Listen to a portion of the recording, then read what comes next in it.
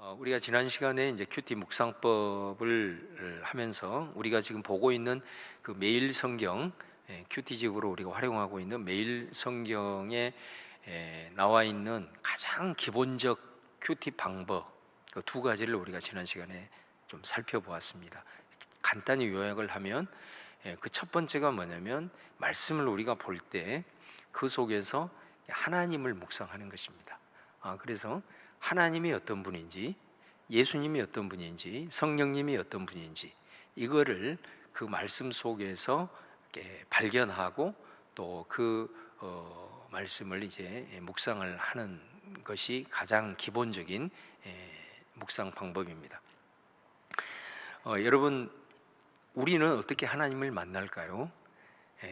우리 그리스도인들은 하나님을 멀리서 만나는 것이 아니고 무슨 신비한 방법으로 만나는 것이 아니고요, 우리는 말씀으로 하나님을 만나는 줄로 믿습니다.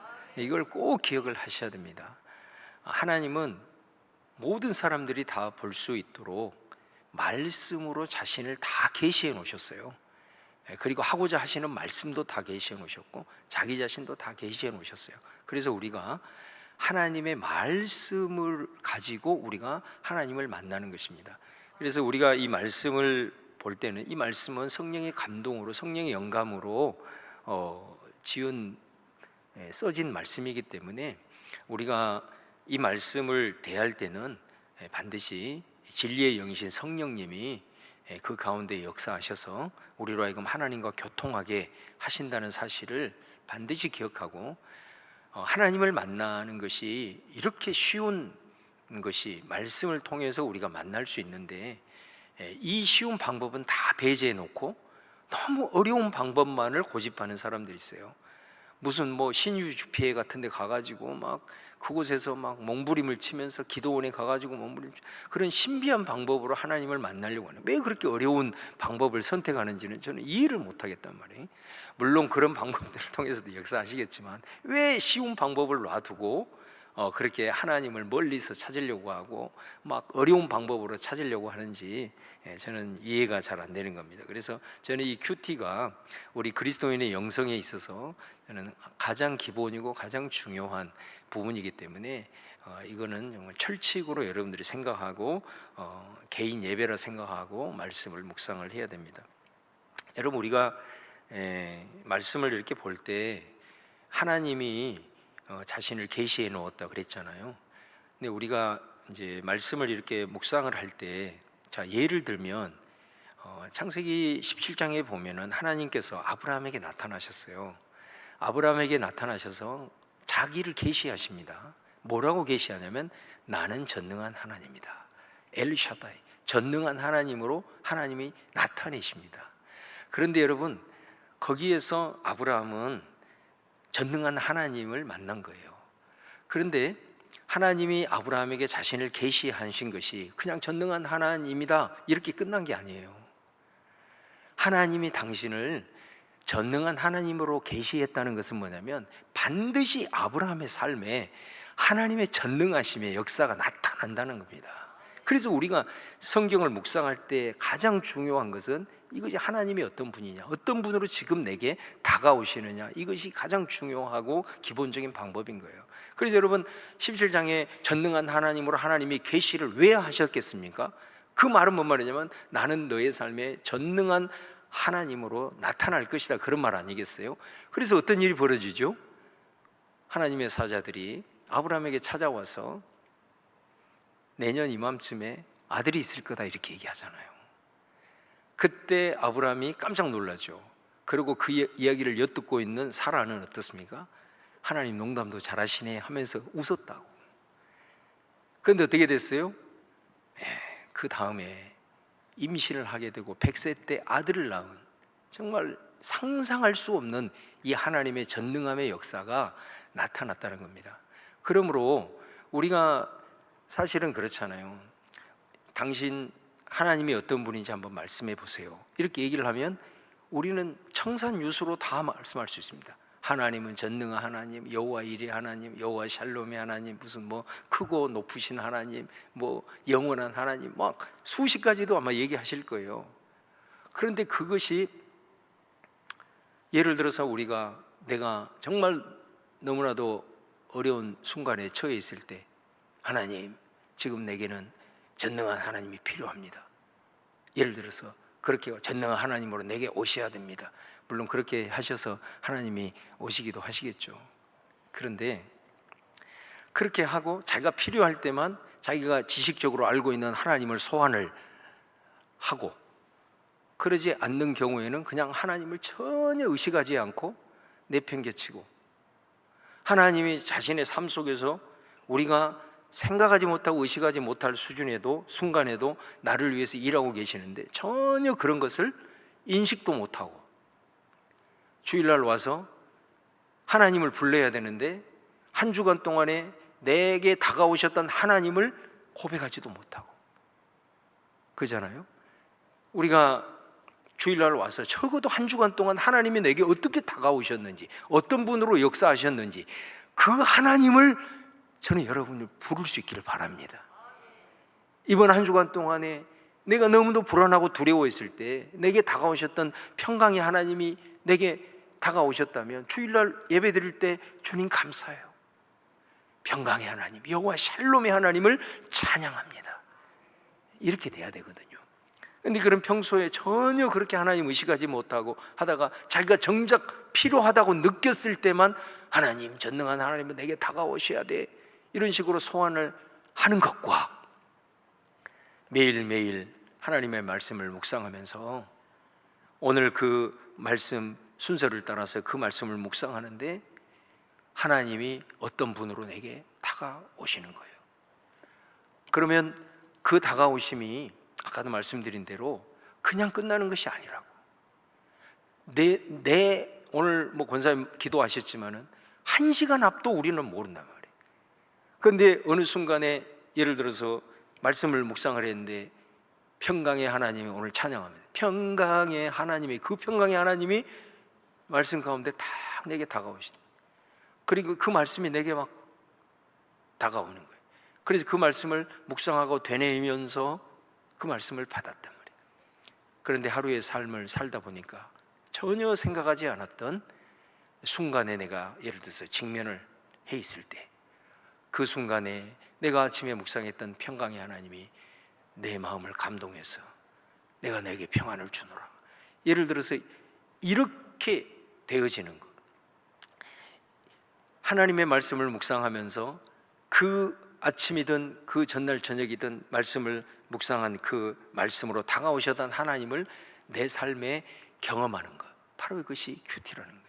그래서 여러분, 큐티는 절대로 말씀에 대한 지식이 아닙니다. 우리가 하나님을 말씀을 통해서 만났다는 것은 반드시 하나님은 내가 만난 그 하나님의 모습으로 내 삶에 구체적으로 다가오시기 때문에 우리가 말씀을 묵상하고 큐티를 한다는 것은 신앙생활에 있어서 실제적인 경험으로 이어가게 된다라는 것을 우리가 꼭 기억을 하셔야 됩니다. 그래서 우리가 하나님의 묵상에 있어서 먼저 하나님의 성품, 하나님이 어떤 분인지 이거를 먼저 찾고 또 그것을 묵상하는 것이고요. 그 다음에 두 번째가, 우리가 지난 시간에 두 번째 큰 것이 뭐냐면, 그리고 내게 주는 교훈이 뭐냐, 이거죠. 이 방법은 영어 이제 첫 번째 알파벳 앞부분을 따서 스페이스 방법이라고 그랬습니다. 스페이스 방법. 그래서 그 5가지, 먼저 자백해야 될 죄, 붙잡을 약속, 그 다음에 내가 피해야 될 행동, 순종해야 될 명령, 따라야 할 모범, 우리가 지난 시간에 같이 좀 간단하게 해봤습니다. 근데 뭐 그거 한 번 가지고는 부족하고 이제 나눔방을 통해서 이런 것들을 구체적으로 여러분들이 이제 훈련을 하셔서 말씀을 보고 이런 것들을 찾아낼 수 있는 그런, 이제 이런 것들은 금방 할 수 있습니다. 어느 누구든지 할 수가 있는 부분이니까 그런 부분들로 여러분들이 잡아가시면서 그 속에서 하나님이 내게 어떤 약속을 주시는지, 또 내가 이 말씀을 읽으면서 내게 부딪혀오는 어떤 그 죄악의 목록 속에서 내게 부딪혀오는 어떤 내 안에서의 죄, 이런 부분들을 발견할 수도 있고, 그래서 이 5가지를 통해서 내게 주신 교훈을 우리가 이제 발견하게 된다라는 것을 이제 말씀을 좀 드렸습니다. 그 다음에 제가 여러분에게 이제 오늘은 좀 건너뛰면서 한 줄 묵상법에 대해서 다시 한번 좀 설명을 드리도록 하겠습니다. 이 한 줄 묵상법은 그 김기현 목사님이라고 쓰신 이제 책이 있습니다. 모든 이들을 위한 묵상법이라는 책을 썼는데, 그 책에 나와 있는, 제가 많은 큐티 책을 봤지만 그런 방식의 묵상법은 처음 봤기 때문에 너무 신선했고, 이거는 꼭 우리 성도님들한테 내가 알려줘야 되겠다라고 해서 여러분에게 좀 말씀을 드립니다. 이게 부제가 뭐냐면 분주한 직장인들을 위한 묵상법입니다. 그러니까 이 내용을 보면 한번 PPT 3강에 PPT를 한번 띄워주시면 좋을 것 같아요. 자, 이 한 줄 묵상법이 뭐냐? 이것도 마찬가지입니다. 먼저는 우리가 본문을 우리에게 주어진 본문을 읽는 겁니다. 큐티는 읽는 것이라고 그랬잖아요. 어떻게 읽는 것이라고 그랬죠? 말씀을 천천히 반복해서 읽는 것이다. 이게 아주 대명제입니다. 큐티의 대명제. 한번 따라서 할까요? 큐티는 말씀을 천천히 반복해서 읽는 것이다. 이 부분이 중요합니다. 그러니까 우리가 한 줄 묵상법이라고 했을 때 우리에게는 시간이 많이 없는 상황이기 때문에 여기서 요구하는 것은 한 3번 정도 그것을 소리를 내서 천천히 반복해서 읽습니다. 자, 그 다음에 두 번째는 뭐냐면 읽어가는 과정에서 반드시 성령님이 이 가운데 역사하심을 믿고, 그래서 우리가 지난 시간에 프레스 방법이라 해가지고 찬양하고 기도하고 그렇게 했잖아요. 자, 읽는 가운데 마음에 와 닿는 한 단어, 그 다음에 아니면 한 구절, 아니면 성경 한 절. 자, 이거를 묵상 노트에다가 2번, 3번 적어보라는 거예요. 단어 하나가 내 안에 다가오면 이것도 좀 어느 정도는 훈련이 좀 필요합니다. 처음부터 이렇게 막 확 와닿고 그렇지는 않지만 그래도 그런 과정을 통해서 그 말씀을 적어보는 거예요. 묵상 노트에다가 이렇게 쭉 2번, 3번 이렇게 적어보는 거예요. 자, 그러고 나서 포스트잇이나 메모지에다가 뭐 한 단어다 그러면 그 단어를 쓰든지, 아니면 한 구절이다 그러면 그 구절을 써가지고 내 시선이 가는 곳에다 좀 붙여놓으라는 거예요. 컴퓨터 앞에다 붙여놓는다든가. 요즘 이제 이런 방법은 많이 사용을 하지 않고 어떻게 하는 방법이 좋냐면, 여러분 핸드폰의 첫 화면에다가 오늘 한 줄 묵상을 딱 하고 내게 다가왔던 그 말씀을 핸드폰 첫 화면에다가 아침에 딱 거기다가 입력을 해놓으라는 거예요. 핸드폰 켤 때마다 그것이 딱 내 눈에 나타나잖아요. 아니면 카톡이잖아요. 카톡 많이 보잖아요. 카톡의 그 첫 화면 이렇게 딱 떴을 때 거기에다가 그 문장을 이렇게 써놓는 거예요.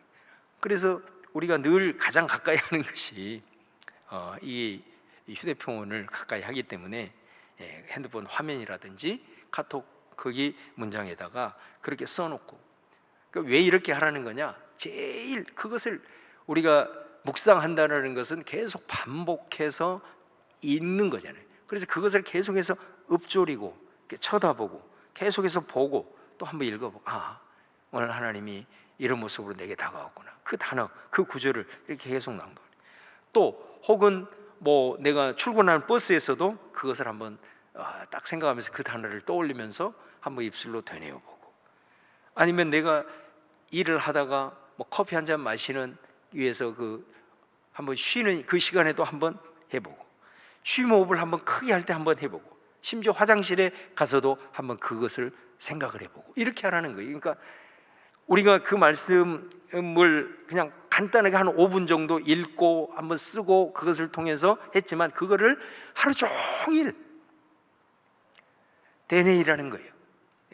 이것이 한 줄 묵상의 핵심이라고 할 수 있어요.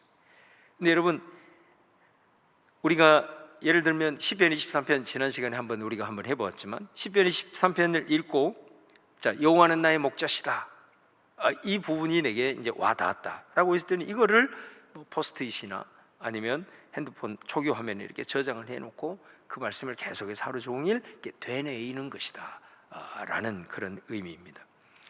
이게 여러분 사실은 구약에 보면 쉐마가 있잖아요. 신명기 6장에 쉐마, 그 이스라엘의 교육을 쉐마 교육이라 하잖아요.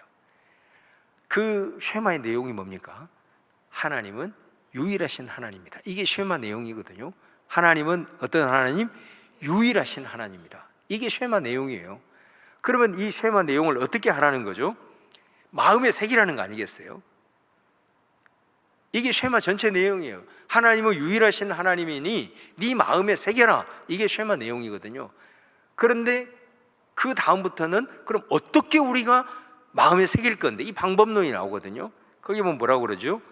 앉았을 때든지 일어날 때든지 이 말씀을 강론하고, 그 다음에 그걸 어디에다가? 집 문설주에다가 붙여놓고, 바깥문에다도 기록해놓고, 손목에 매이고, 그죠? 이마에. 그러니까 이 말은 무슨 말이겠어요? 지금 이 말이 두 구절, 세 구절 강조를 하고 있단 말이에요. 그러니까 여호와는 유일하신 하나님이시다. 이 내용을 네 마음에 새기려면 어떻게 해야 되느냐? 네 눈에 보이는 곳에 다 그것을 해놔라. 그리고 그것을 늘 생각을 해야 된다. 되뇌어야 된다. 입술로 되뇌어야 된다. 그것이 쉐마예요. 다른 것이 아니에요. 그래서 그렇게 하다 보면 내 속에 새겨지게 된다라는 것입니다. 그렇게 되뇌이고 새겨지는 과정이 되다 보면 자연스럽게 반드시 그 말씀 속에 내 상황이 투영이 되게 돼 있어요. 그 하나님이 내 삶의 어떤 상황 속에서 그런 모습으로 다가오게 돼 있단 말이에요. 그렇게 해서 이제 적용이 나오고 하나님을 만나고 경험하는 그런 일들이 일어나게 된다라는 것입니다. 그래서 이 한 줄 묵상은 쉐마의 현대적 버전이다, 이렇게 표현을 하고 있는 것을 보게 됩니다. 그래서 한 단어, 한 문장, 한 구절 마음에 와닿는, 읽으면서 와닿는 것을 한번 묵상 노트에 써보고, 그리고 그 구절을 내 머릿속에 각인되고 새겨질 수 있도록 다양한 방법을 통해서 그것을 내 눈에 노출시키고, 그 다음에 노출될 때마다 입으로 되뇌이면서, 그리고 생각을 하고 생각을 하고 생각을 하라. 이게 이제 그 D.L. 무디라고 미국의 그 4차 영적 각성 운동을 주도했던 100만 명에게 복음을 전했던 그 아시잖아요. 그 무디가 이렇게 했다는 거예요. 그도 수없이 집회하면서 다니느라 말씀을 묵상해야 되는데 말씀을 묵상할 수 있는 시간적 겨를이 없어서 자기만의 말씀을 먹어야 되니까, 그래서 이 방법을 사용했고, 또 유명한 마틴 로이드 존스 목사님도 이 방법을 사용했다는 거예요. 그래서 로이드 존스 목사님이 이런 유명한 말을 했어요. 만일 한 구절이 유별나게 부딪혀 오면 계속 읽어 나가기를 멈추십시오. 그 구절이 여러분에게 무언가를 말하고 있는 것입니다. 이게 한 줄 묵상이라는 거예요. 자, 그래서 이 한 줄 묵상이 사실은 우리가 목사님 어떻게 그 5분 그렇게 해가지고 이렇게 그게 무슨 의미가 있겠습니까? 이렇게 생각하지만 이 한 줄 묵상을 절대로 가볍게 보지 말라는 거예요.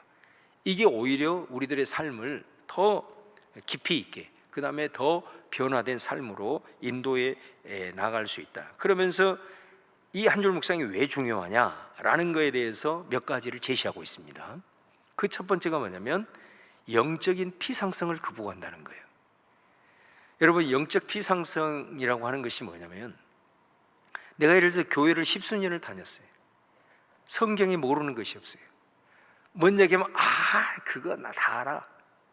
무슨 얘기하면 그 성경 어디에 다 알아.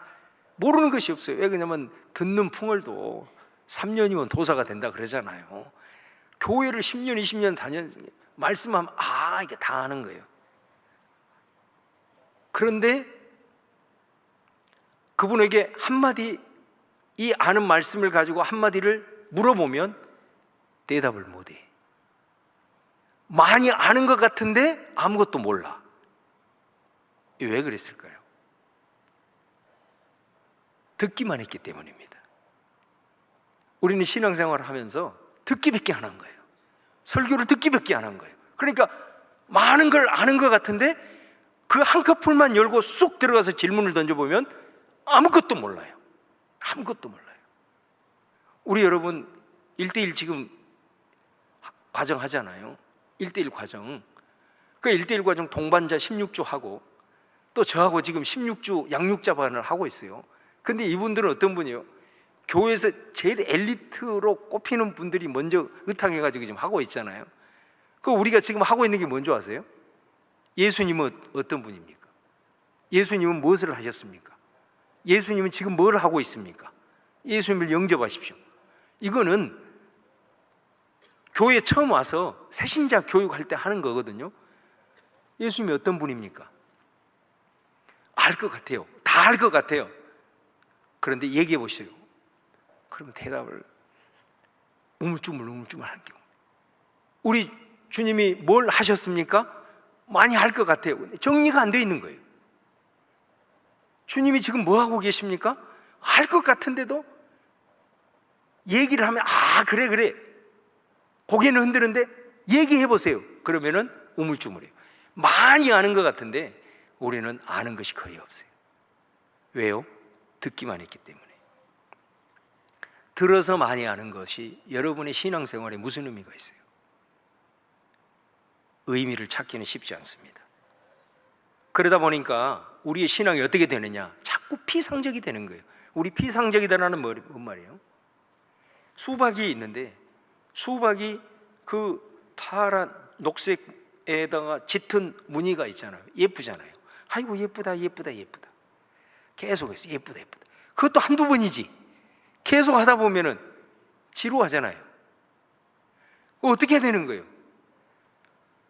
그것을 뚫고 들어가야 그 수박의 참맛, 그리고 그 속이 빨갛다는 것도 알고. 그러니까 우리의 신앙이 그것을 뚫고 들어가서 그 속에서 수박의 참된 맛을 느끼는 경험적 신앙이 돼야 되는데, 듣기만 하다 보니까 알 것 같은데 몰라. 그러다 보니까 경험이 없는, 지식만 그냥 풍월만 늘어가는 이런 부분이 되다 보니까 신앙도 굉장히 피상적이 되는 거예요. 피상적이 되다 보니까 은혜도 쉽게 받으려고 그래. 무엇이든지 쉽게, 모든 것이 편리 위주로, 자기 편의 위주로. 여러분, 그렇게 해가지고는 깊이 있는 신앙생활, 저 깊은 물에 들어가서 정말 그곳에서 누려야 될 어마어마한 하나님의 나라의 세계를 어떻게 경험할 수가 있겠냐 말이에요. 그러다 보니까 듣는 풍을 가지고 자꾸 사람들 판단이나 하고 평가나 하고 이렇게 되는 거예요. 이게 영적 피상생. 그래서 제임스 베커라고 하는 신학자는 얘기하기를 이 영적 피상성이야말로 그리스도인에게 있어서 가장 큰 저주다 그랬어요. 여러분, 이 시대에 정말 특별히 필요한 어떤 사람이냐, 많이 알고 무슨 재능이 많고 이런 사람이 신앙생활에서 중요한 건 아니에요. 깊이가 중요합니다. 그러니까 이 깊이를 들어가서 그 속에서 우리가 지금까지 경험할 수 없었던 무궁무진한 것들을 하기 위해서는 사실은 한 줄이라고 하더라도 그것이 끊임없이 되뇌이면서 그것이 내 마음에 새겨지고, 그래서 그 새겨진 그 말씀을 따라 우리 하나님이 내게 실제적으로 내 삶에 다가오고 그 말씀에 내 삶을 투영해서 경험이 되어지는, 이 경험이 이루어져야 된다라는 것입니다. 그 다음에 두 번째는 뭐냐면, 이 한 줄 묵상이 왜 중요하냐, 많은 분량은 사실은 묵상에 적절하지 않습니다. 우리가 묵상이 뭐 만사가 아니에요. 사실은 우리가 성경을 전체적으로 볼 수 있도록 통독도 해야 되고 공부도 해야 됩니다. 그리고 많이 읽어야 되기도 해요. 그러나 깊이 있는 신앙을 위한 묵상은 한 줄, 그리고 10절 이내, 그 이상 많이 넘어가 버리면 우리가 깊이 있는 묵상이 되기가 쉽지가 않다라는 것입니다. 그렇기 때문에 한 줄이라도 우리가 읽은 것 중에서 한 줄을 선택하는, 한 단어를 선택하는, 이것이 우리가 깊은 묵상에 들어가는데 오히려 적절하다라는 것이고요. 그 다음에 세 번째는 이 한 단어, 그 다음에 문구 아니면 한 절, 이것을 하루 종일 그것을 되뇌이면서 나갈 때는 그게 자연스럽게 암송이 돼버린다는 거예요. 암송의 효과가 있다는 거예요. 여러분, 이 암송이 됐다는 것은 그 말씀이 내 마음에 새겨졌다. 다른 말로 말하면 그 말씀이 나의 말씀이 되었다. 우리 흔히 말씀이 기록된 말씀 로고스라 그러잖아요. 객관적 말씀. 이것이 내 말씀이 되었다, 주관화가 되었다 했을 때 그 말씀은 레마라라는 헬라어를 씁니다. 그렇게 된다는 거예요. 그러니까 여러분, 예를 들면 우리 흔히 우스갯소리로 그런 표현을 하잖아요. 예수님이 광야에 갔는데 마귀가 와가지고 야, 너 하나님의 아들이거든 이 돌로 떡덩이 만들어봐. 그랬을 때 우리 예수님이 물리치잖아요. 뭐로 물리치죠? 말씀으로 물리치잖아요. 근데 우리 예수님이 야, 너 잠깐만 기다려봐 해가지고 막 두루마리 펼쳐. 뭔가 기억이 날 듯 하는데 막 두루마리를 펼쳐가지고 아이고 여기 있네, 신명기 8장 3절. 그래 딱 그걸 보고 이놈의 마귀야, 사람이 떡으로만 살 것이 아니라 하나님의 입에서 나오는 말씀으로 산다, 이렇게 했을까요? 그랬으면 마귀도 비웃었을 거예요. 예수님은 그 말씀을 암송하고 있었던 겁니다. 그래서 그 영적 공격이 확 왔을 때 자기가 암송하고 있던 그 말씀이 바로 무기가 되는 거예요. 능력이 되는 거예요. 확 선포를 하는 거예요. 떠나간 줄로 믿습니다. 그렇게 되는 거예요. 그러니까 우리가 한 줄 묵상이라고 해서, 한 단어 묵상이라고 해서 그걸 절대로 우습게 생각하면 안 된단 말이에요. 오히려 이것들을 통해서 하루 종일 그 한 단어로 승부를 걸고 되뇌이고, 어차피 말씀 묵상은 만나의 법칙이니까 그 하루, 그것들이 한 달 반복이 되고, 두 달 반복이 되고, 세 달 반복이 되면 이제 이것이 나의 가치관으로 형성이 됩니다. 그리고 그것이 내 세계관이 되는 거예요. 그렇기 때문에 이 하루 온종일 그걸 묵상함으로써 그 말씀이 내 안에 각인이 되고 암송이 되는 효과가 있기 때문에 이 한 줄 묵상을 우습게 여기지 마라. 그 다음에 네 번째는 뭐냐면은 성경을 묵상하는 궁극적인 목적 때문이다 라는 것입니다. 그래서 아까도 말씀드린 대로 우리가 성경을 읽는다는 것은 어떤 지식을 습득하려고 하는 것이 아니라 우리가 말씀 속으로 들어가서 그 속에서 하나님의 마음도 한번 느껴보고, 또 하나님의 음성도 듣고, 그리고 내게 다가왔던 그 말씀, 정말 높고 높으신 그 우리 아버지 하나님께서 주신 말씀으로 받았을 때 내가 이 말씀을 그냥 간과할 수 없다. 이 말씀을 내가 어찌하든 이 말씀대로 한번 오늘 하루만큼이라도 한번 내가 살아봐야 되겠다. 바로 그게 순종 아니겠습니까? 바로 그것이 우리가 말씀을 읽고 묵상하는 목표 아니겠어요? 하나님의 마음도 느껴보고 하나님이 주셨을 때 그 말씀을 가지고 내가 삶을 살아가 보리라. 그러기 위해서는 우리가 좀 짧은 본문, 뛰어다니면서도 곱씹을 수 있는 그런 분량, 한 줄 묵상이 굉장히 좋은 효과를 발휘할 수가 있다라는 것입니다. 그렇게 할 때만이 우리가 큐티가 어렵지 않고 쉽게 적응할 수 있고, 또 매일 할 수 있고, 이렇게 한다면 우리가 5분 10분 정도만 되면 그 말씀을 받고, 그리고 그걸 가지고 하루 종일 되뇌이면서 한번 생각하고, 내가 생각날 때마다, 핸드폰 넣을 때마다 이렇게 올린다고 한다면 그 말씀으로 다가오시는 하나님을 반드시 우리 삶에서 경험할 것이다. 여호와는 나의 목자, 목자에 대해서 계속해서 되뇌이고 했을 때는 반드시 그 하루 순간 속에서 어느 순간에 목자로서 다가오시는 하나님, 그리고 내가 양이라고 하는 내 모습을 정직하게 또한 바라볼 수 있고, 이런 식으로 이루어지게 되는 것입니다. 그래서 저와 여러분이 오늘 제가 이제 첫 번째, 두 번째 말씀하고 이 세 번째 한 줄 묵상법에 대해서 여러분에게 좀 말씀을 드렸습니다. 여러분들이 어렵다고 생각하지 말고 일단 내가 말씀을 먹어야만 내 영혼의 양식이 되기 때문에, 그리고 영적 전쟁에 내가 승리할 수 있기 때문에, 그 하나님을 피상적인 것이 아니라 내 삶으로 실제적으로 경험하는 길은 바로 말씀 묵상이 있기 때문에 오늘 이렇게 이 방법이라도 여러분들이 함으로 그런 귀한 묵상의 삶을 이어갔으면 좋겠다라는 생각이 들고요. 그 다음에 이제 이 부분은 넘어가도록 하겠습니다. 자, 그리고 이제 시간이 좀 많이 없기 때문에 적용에 대해서 한번 이제 세 번째, 이제 마지막 적용에 대해서 한번 말씀을 좀 나누겠습니다. 우리가 이제 큐티가 참 힘들어요, 목사님. 큐티가 힘들어요. 이렇게 얘기할 때는 두 가지 이유입니다. 첫 번째 이유는 묵상하는 방법을 모르기 때문에 큐티가 어렵다고 해요.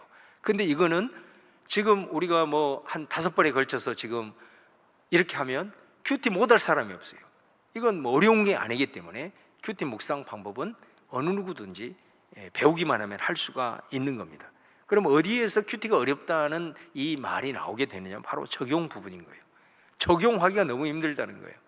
마치 이게 적용이 나를 막 쥐어 짜는 듯한 그런 압박이 온다는 거예요. 이게 뭐 좀 말씀을 묵상하면은 이렇게 은혜 받고 좀 자원함이 있어야 되는데 이게 마치 의무감처럼 막 나를 짓누른다. 그러다 보니까 큐티, 에이, 적용하라고 맨날 적용하라고 그러는데 이게 적용 때문에 나 큐티 못하겠다, 이런 분들이 의외로 많습니다.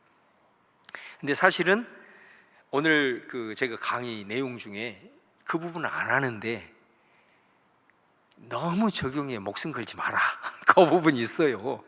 있는데 그 부분은 안 하겠습니다. 시간상 안 되고. 그러나 여러분, 이 적용이 얼마나 중요합니까? 그래서 큐티는 적용이 없는 묵상은 없고 묵상 없이 적용도 없다, 이런 말이 있어요. 자, 마지막 그 PPT 4강 그것도 띄워주시면 좋겠습니다. 여러분, 야고보서 1장 22절에 보면요, 같이 한번 읽어볼까요? 시작. 너희는 말씀을 행하는 자가 되고 듣기만 하여 자신을 속이는 자가 되지 말라. 이거 얼마나 엄청난 말씀입니까?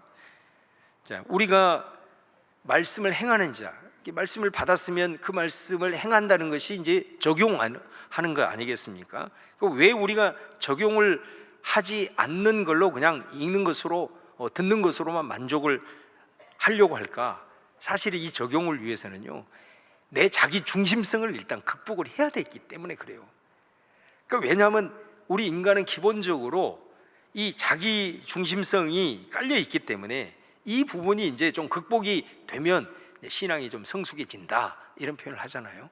근데 자기 중심에 있기 때문에 당장 내게 도움이 되지 않으면 사람들은 일단 잘 움직이려고 하지를 않습니다. 동의하시죠? 겸손하게 고백하세요. 고개라도 한번 끄덕여 보셔요. 우리가 내게 일단 도움이 안 되면 우리는 움직이려고 하지 않는 경향이 있다라는 겁니다. 그러니까 적용을 한다, 이 말은 이 자기중심성을 극복하려고 하는 기본적 결단이 전제가 되어져야 하기 때문에 쉽지 않는 겁니다. 특별히 여러분, 이제 예를 들어 관계 속에서, 자, 말씀을 묵상했어요. 근데 이제 이 적용을 해야 되는데, 이게 예를 들면 용서해라, 이런 메시지가 이제 왔단 말이에요. 그러니까 이 말씀이 확 부딪혀 왔어. 그러면 자기 자신을 투영을 해보잖아요. 딱 투영을 해보니까 지금 누군가 관계가 지금 얽혀가지고 그 사람만 생각하면 혈압이 오르고 그 사람만 생각하면 막 심장이 뛰고, 그렇게 되면 나중에 이제 막 심장병 걸리고 별의별 문제가 다 발생을 하거든요. 그러니까 해결을 해야 돼요. 그럼 용서하라, 이런 메시지가 왔을 때는 어때요? 여기에는 자기 부인을 해야 되고, 또 내가 어떻게 보면 먼저 손을 내밀어야 되는, 그 자기 자존심이 그걸 허락하지 않는 거죠. 그러니까 이런 부분들 때문에 이게 상당히 적용하기가 쉽지가 않다라는 것입니다. 그럼에도 불구하고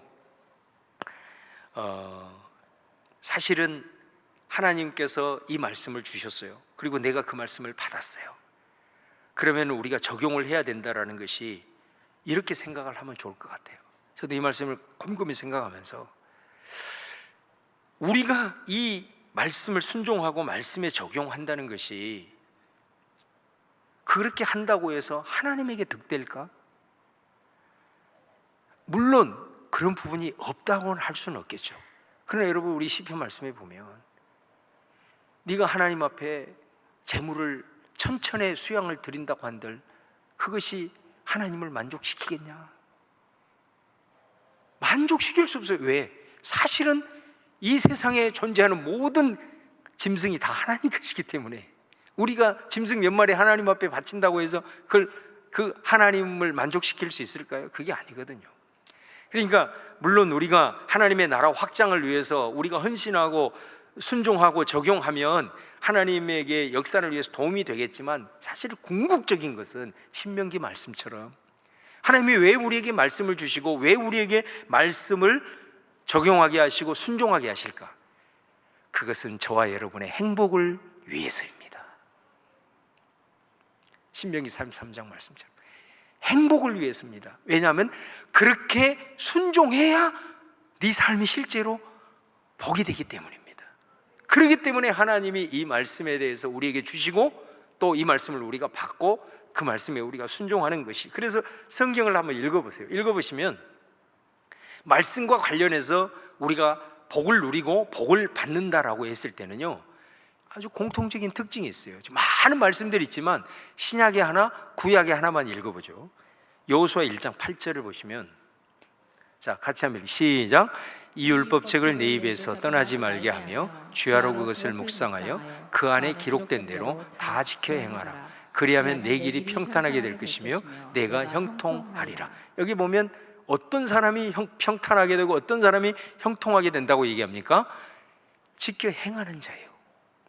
그러니까 지켜 행하는 자를 의무로 생각하지 말고, 하나님이 왜 이 말씀을 주셨는가? 이 말씀대로 살아야 우리 인간은 행복을 누릴 수 있고 복이 오는구나, 하나님의 정해신 원리구나, 이렇게 받아들여야 된단 말이에요. 그것이 내 복이 된다. 자, 요한계시록 1장 3절 시작. 이 예언의 말씀을 읽는 자와 듣는 자와 그 가운데 기록한 것을 지키는 자는 복이 있나니 때가 가까움이라. 여기도 기록된 것을 지키는 자, 그러니까 예수님도 반석 위에 짓는 자, 모래 위에 짓는 자, 산상수훈에서 말씀하시잖아요. 거기도 뭐라고 그래요? 공통점이 있어요.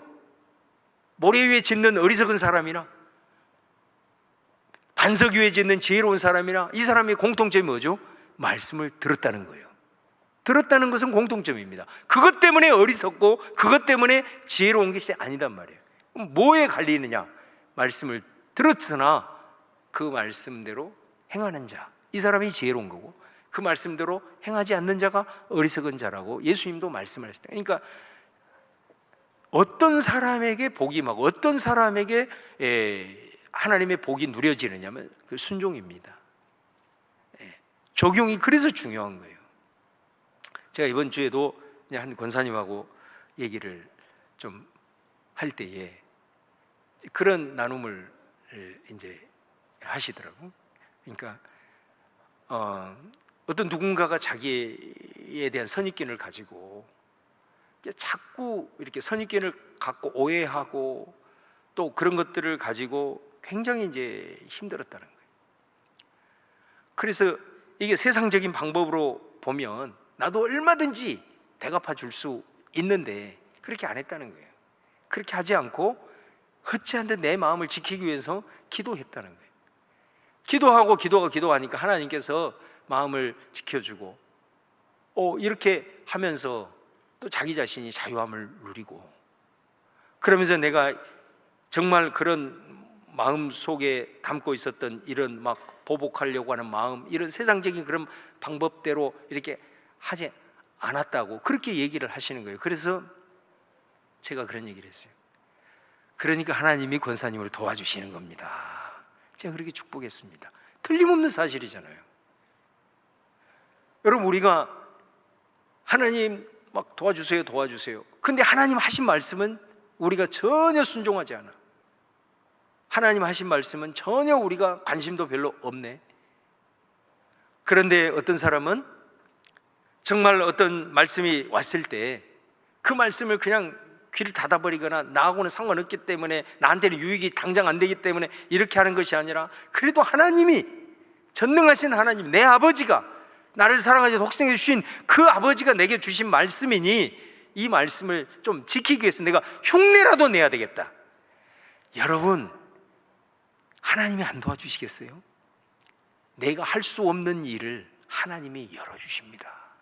하나님이 그런 사람을 절대로 가만두지 않는 거예요. 막혀있는 것들을 열려주게. 우리가 하나님 앞에 기도해야 될 제목이 얼마나 많아요. 왜 기도하죠?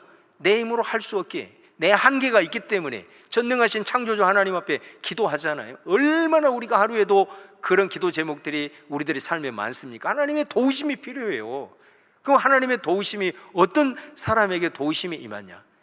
저는 가장 중요한 것은 하나님의 말씀이 왔을 때 그 말씀을 그냥 이게 아니라 흉내라도 내려고, 지금 부딪혀오는 이 상황 속에서 내가 이걸 해야 되냐, 하나님의 뜻은 이건데 하면서 고민이라도 하는 사람, 그런 사람에게는 반드시 우리 하나님이 도와주십니다. 하나님의 방법을 선택하고 하나님의 마음을 품으려고 하고 그것을 가지고 고민하고 애를 쓰는 사람에게는 하나님께서 그분의 역사로, 그분의 능력으로 반드시 우리들의 삶을 개입하셔서 우리가 상상하지 못하고 깨닫지 못하고 알지 못했던 그런 역사를 우리 가운데 허락하여 주실 줄로 믿습니다.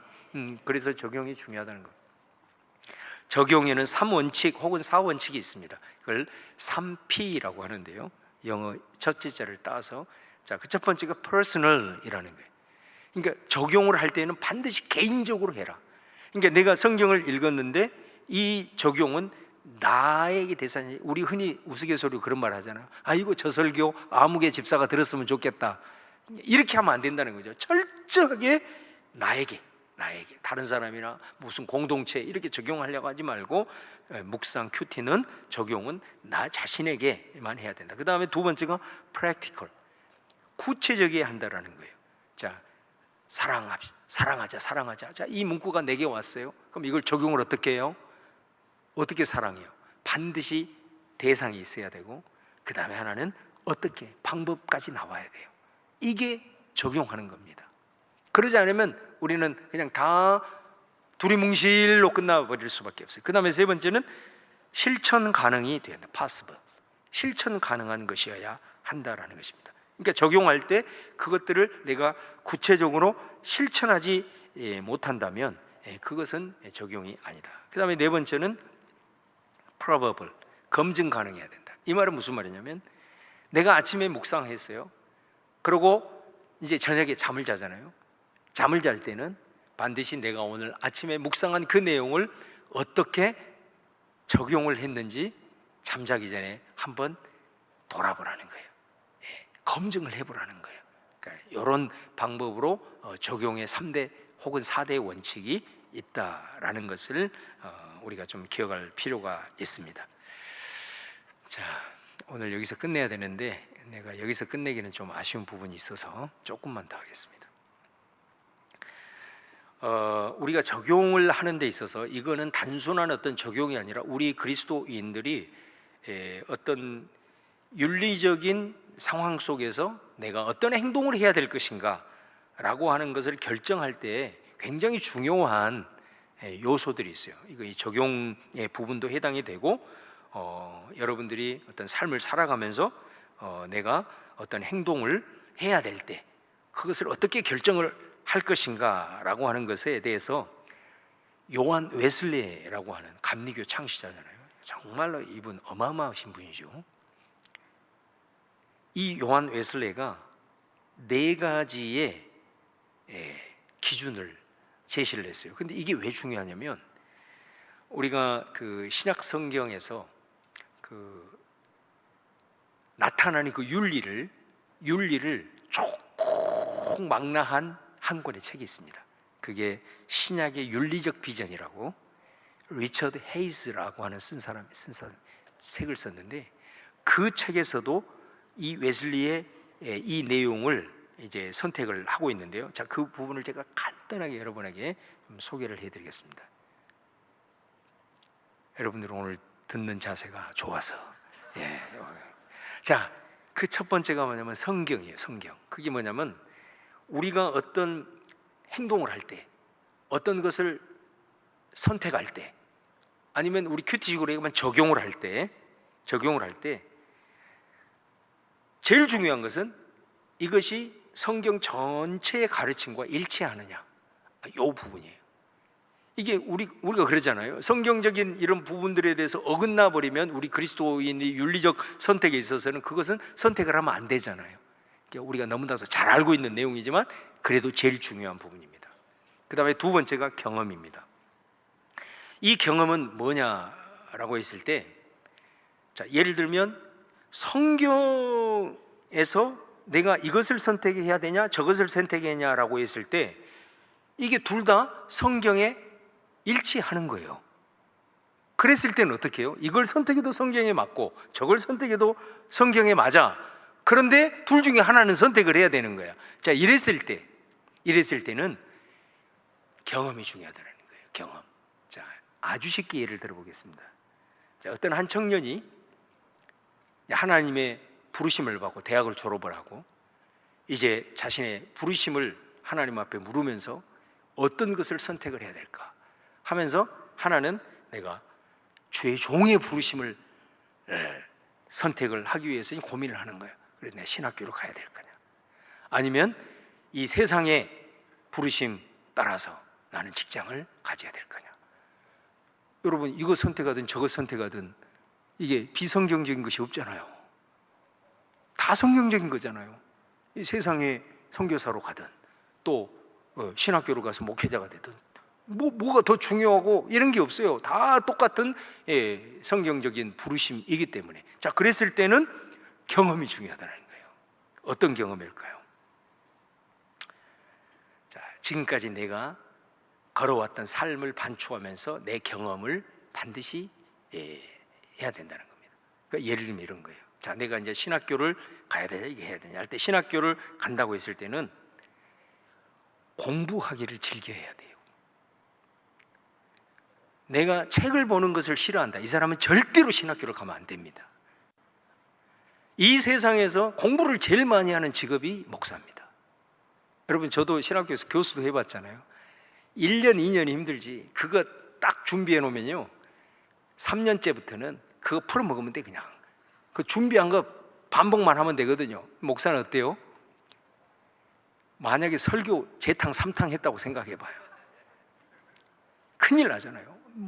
매일 아니면 매주일 새로운 창조적인 설교를 만들어내야 되는 거예요. 공부를 엄청나게 해야 되는 거예요. 그런데 공부하기 싫은 사람이 신학교를 가.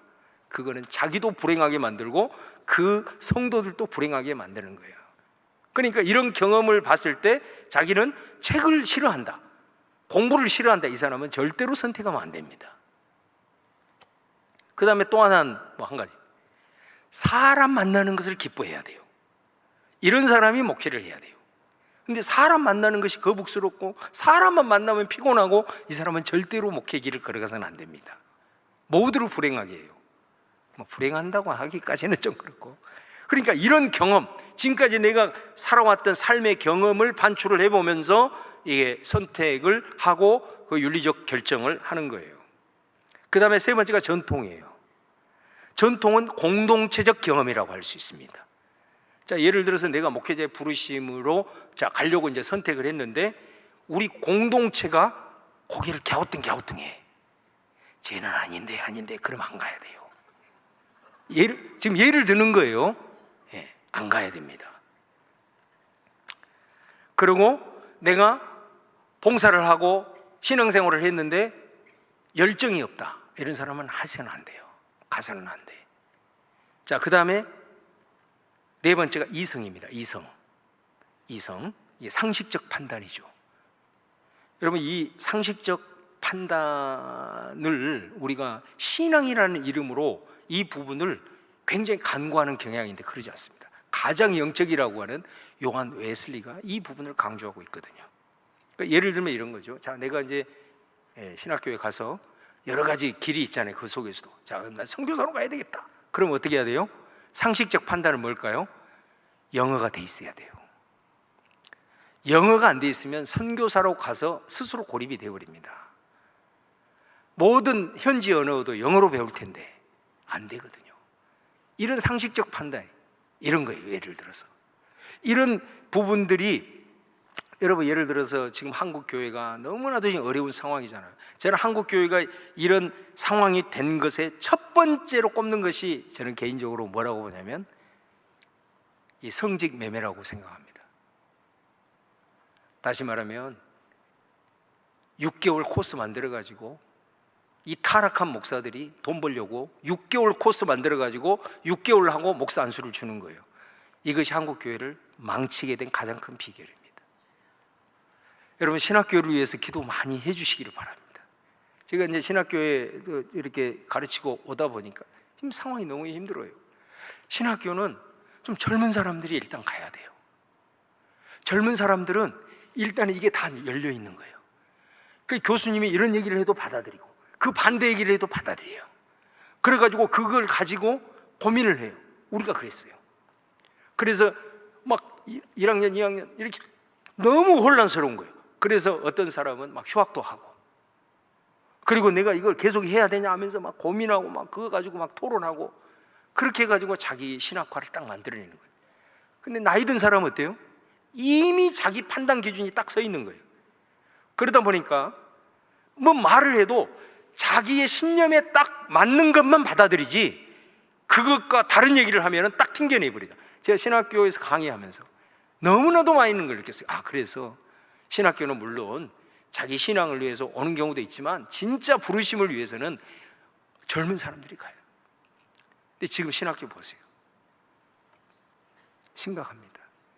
물론 그렇다고 늦게 소명받아서 가지 말라는 그런 건 아닙니다만, 이것이 오늘 강의의 포인트는 아닌데 오늘 이상하게 이런 얘기는, 신학교에서 기도 많이 해주셔야 됩니다. 자, 어찌하든 이런 상식적 판단이 매우 중요하다는 거예요. 그래서 이 네 가지 윤리적 기준에 대해서 이제 제시를 적용하는 부분도 굉장히 우리에게 필요하리라고 생각합니다. 자, 이제 그래서 마지막으로 그럼 어떻게 적용을 잘할 수 있는가, 세 가지만 제가 소개하고 마치겠습니다. 첫 번째는, 자, 이것도 마찬가지입니다. 성경을 잘 읽어야 해요. 자, 성경을 잘 읽는 것은 반복적으로, 천천히 반복적으로 읽는 거예요. 그리고 더 잘 읽으려면 내가 보고 있는 앞 단락도 한번 읽어보는 거예요. 그리고 뒷 단락도 한번 읽어보는 거예요. 이러면은 더 잘 읽을 수가 있어요. 내용 파악을 더 잘할 수 있기 때문에. 그 다음에 말씀을 읽을 때 제가 지난번에 소개했던 것처럼 다른 번역본을 좀 참조하는 것도 좋아요. 다시 말하면 쉽게 번역된 거, 그것을 참조하시면 굉장히 도움이 됩니다. 그런데 어떤 경우에 있어서는 내가 예를 들어 한 줄 문장을 했는데 한 단어가 딱 왔네요. 육체라는 단어가 예를 들어서 내게 딱 다가왔어요. 근데 그 육체가 우리의 성경을 봐가지고는 정반대적으로 해석이 되는 경우가 있을 수가 있어요. 어떤 경우에 있어서는 그냥 인간 몸덩어리인데 어떤 경우는 죄악의 본성이라는 의미가 있거든요. 그러면 이거 뭐냐? 이렇게 이제 약간 혼동이 왔을 때는 주석을 참조하는 수밖에 없는데, 제가 이제 아까 제가 말씀을 안 드렸는데 요즘은 너무 좋은 주석들이 다 번역이 돼 있어요. 근데 그 주석이 막 보통 한 마태복음 한 권 이렇게 돼 있는 게 아니라 신약 구약 전체로 해가지고 한 권으로 되어 있는 그런 좋은 주석 성경이 기독교 서점에 가면 많이 있습니다. 그런 것들 한 권 정도 해놓으면 그 문맥 이렇게 딱 읽고 내용의 의미를 파악할 수가 있도록 너무나도 요즘은 좋은 그런 주석 성경도 나와 있다라는 걸 좀 참조하시고, 그러나 어찌하든 제일 중요한 것은 잘 읽는 거, 요거 꼭 기억을 하시고, 그 다음에 두 번째는 적용을 잘할 수 있기 위해서는 성경을 내 이야기로 읽는 것이에요. 내 이야기로 읽는 거. 그래서 내가 예를 들어 욥기를 묵상했을 때 그 욥을 나에게 직접 투영시키는, 나를 욥으로 또 다차원적으로 읽는 것도 굉장히 도움이 됩니다. 예를 들어서 욥의 친구들이 나다, 내가 욥의 친구들의 입장에서도 한번 읽어보면 전혀 새로운 메시지가 나올 수가 있어요. 탕자의 비유다, 그러면 내가 뭐 탕자의 입장에서만 묵상했는데 이번에는 아버지의 입장에서 한번 그 본문을 읽어보는 거예요. 아니면 형의 입장에서 한번 읽어보는 거예요. 그러면 전혀 발견하지 못했던 새로운 메시지들을 발견할 수 있어요. 이게 다차원적인 거예요. 그러니까 등장인물이 나오거나 이랬을 때는 꼭 주인공의 입장에서가 아니라 그 반대적인 그런 입장에 서서 해보면 나의 연약함과 나의 부족한 부분들이 또 거기서도 나올 수가 있다라는 겁니다. 그래서 성경을 읽을 때는 반드시 내 이야기로 읽어라. 내 이야기로. 그러면 그곳에서 적용점이 여러분의 상황을 통해서 많이 나오게 될 것입니다. 그다음 마지막으로 성경적 세계관으로 체질 개선이 이루어지게 해야 된다. 자, 이거는 성경적 세계관이라는 게 뭐겠어요? 하나님의 관점으로 세상을 바라보는 거잖아요. 이게 성경적 세계관이잖아요. 근데 이거는 하루아침에 되는 게 아닙니다. 큐티도 하루아침에 되는 것이 아니고 이것이 어느 정도 체질이 화가 되는 것이 굉장히 중요하잖아요. 그러니까 체질 개선은 딱 하나입니다. 그거는 꾸준히 하는 겁니다. 예, 지속적으로 하는 거예요. 꾸준히 하는 거예요. 그래서 그거 안 하면 괜히 가슴이 벌렁벌렁 할 때까지. 예, 그렇게 꾸준히 하게 되면 이제는 하나님의 관점, 하나님의 마음이 어느 순간 여러분 속에 새겨져서 판단 능력이라든가 적용하는 거라든가 이런 부분들에 대해서 함으로써 놀라우신 우리 하나님의 큰 은혜를 경험하게 될 줄로 믿습니다. 자, 마지막 말씀은 밥이다. 그 부분만 한번 같이 한번 읽어보고 마치겠습니다. 말씀은 밥이다. 6번. 자, 거기 한번 띄워주세요. 자, 묵상과 적용은 밥을 먹는 것과 같다. 한 끼 잘 먹는다고 내 몸이 갑자기 좋아지지 않는다. 끼니를 거르지 않고 규칙적으로 식사하고 운동하고 잠을 달게 자다 보면 나도 모르게 키가 커지고 몸도 건강해진다. 그래서 입맛이 떨어져도 먹기 싫어도 조금이라도 먹어야 힘을 낼 수 있다. 적용한 대로 살지 않아도. 내가 오늘 적용에 실패하거나 적용 안 하고 넘어갔다 하더라도 적용에 너무 여러분들이 그것에 이게 해버리면 큐티 자체를 포기할 수 있으니까 못한다 하더라도 다음에 또 다시 묵상을 하라 이 말이에요. 그래서 성경에 젖어들고 물들다 보면 큰 바위 얼굴을 하염없이 바라보다 큰 바위 얼굴을 닮게 된 사람처럼 말씀의 사람이 될 것이다. 자, 그다음이요. 그러니 너무 무리하게 그다음 페이지.